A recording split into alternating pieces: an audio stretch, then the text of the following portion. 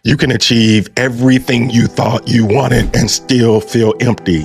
Today, we explore what happens when performance stops being enough and why that moment is sacred. Ready to grow with resilience, clarity, and confidence in leadership, career, and faith? Welcome to The Next Move. I'm Orvin, Kimbrough, CEO, author, and founder of The Thriver's Path.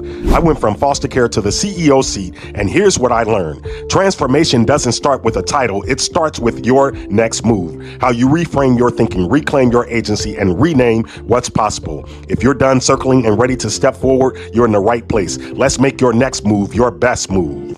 Welcome back to The Next Move, the podcast where we explore faith, leadership, and personal growth to help you take your next step with purpose and confidence. Folks, I'm your host, Orvin Kimbrough. So grateful, so incredibly grateful you are here. Today's reflection is for leaders who have done what they were told would bring fulfillment and discovered that something still feels missing. This isn't a critique of ambition. No, it's not that. It's an invitation to listen more closely. There comes a moment in almost every leader's journey when performance stops being fulfilling. You hit the goals, you exceed expectations, you collect the promotions, the pay, the recognition, the influence, and yet something in you whispers, is this it? Performance can validate you, but it cannot fulfill you. Fulfillment is a purpose question. It's an identity question. And for many leaders, the moment success stops feeling like success is the moment the soul starts waking up. Let me say this clearly. This moment is not collapse. It's not weakness. It's not failure. It's threshold. A moment where external validation stops doing the work that only internal alignment can do. In the Thriver's Path, we talk about this as the transition from performance driven leadership to purpose centered leadership. You stop leading for applause. You stop leading for applause and you start leading from conviction. Ecclesiastes names this experience with surprising honesty.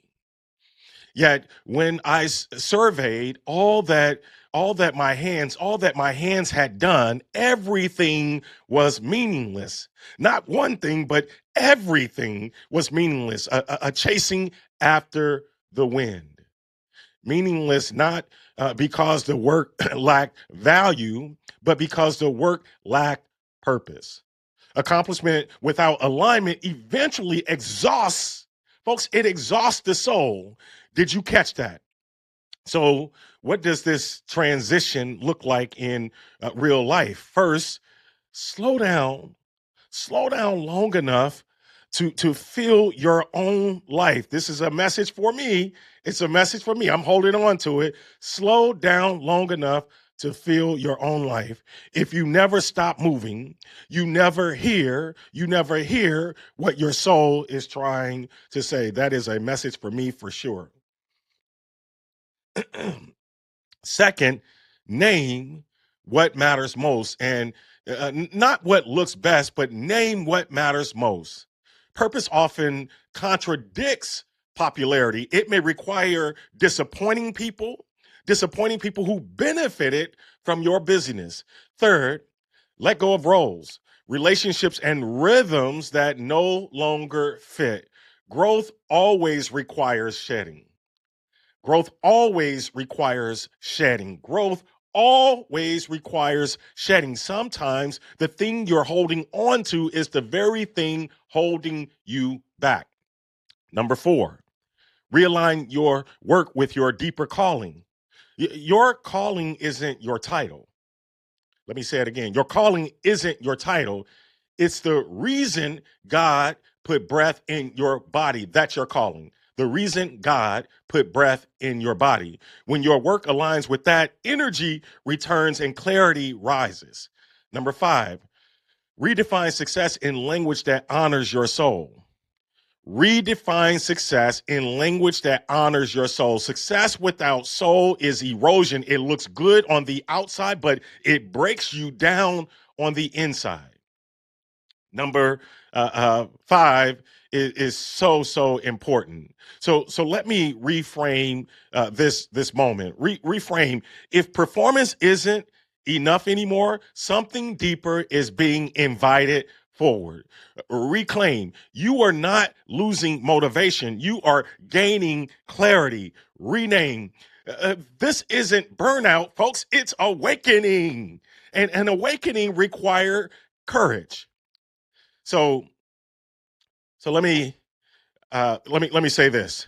When leaders choose purpose, when leaders choose purpose over performance, everything shifts. They lead with integrity instead of intensity. They make decisions from conviction, not comparison. They stop chasing metrics that don't measure meaning. And their leadership, folks, their leadership, your leadership, my leadership becomes sustainable, not just successful. So if performance isn't enough right now, hear me. Just hear me. You're not failing. You're being invited, invited deeper, invited inward, invited into leadership rooted in purpose, not pressure, identity, not image, calling, not comparison. Your next season requires a different anchor. Choose purpose. It will carry you further than performance ever could. If if today's reflection resonated, and you're ready to move from performance driven living to purpose centered leadership, I invite you into the Thriver's Path. It's where leaders learn to align who they are with how they lead. You can read the full blog, explore leadership resources, or learn more about my journey in Twice Over a Man at orvinkimbrough.com.